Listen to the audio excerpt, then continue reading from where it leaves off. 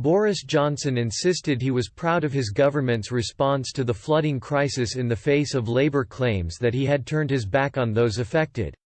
Amid angry clashes in the Commons, the Prime Minister said his team had been working flat out day and night to help people whose homes were damaged by rising waters in the wake of Storm Ciara and Storm Dennis. He was forced to defend the government's handling of the flooding after Jeremy Corbyn branded him a part-time Prime Minister for failing to visit flood-hit communities. "I am very proud of the response that the government has mounted over the past few days. We convened the National Flood Response Centre on February 14. Since the flooding began, there has been a constant stream of ministerial activity. No one should underestimate the anguish that flooding causes, and of course it is an absolute shock to the households that are affected, but it is thanks to the measures that this government have put in place that 200,000 households have been protected from flooding."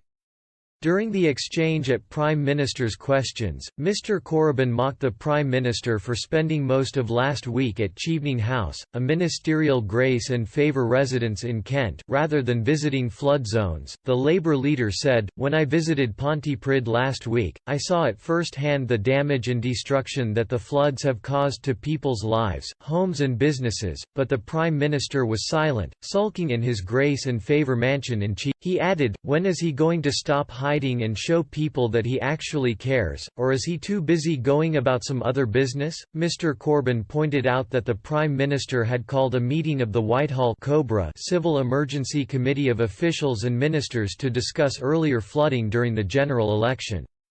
"The situation across the country is now even worse than it was then, and no Cobra meeting has been called.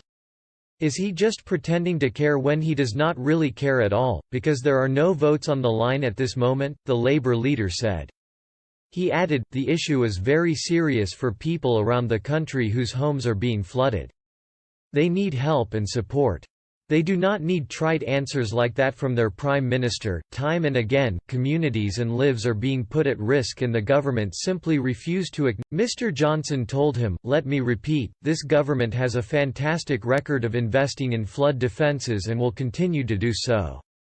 The reason we can do so, the reason we have been able to commit £2.6 billion for flood defences and the reason we are able to pledge another £4 billion is because this government is running a strong, successful and robust economy, which he would ruin."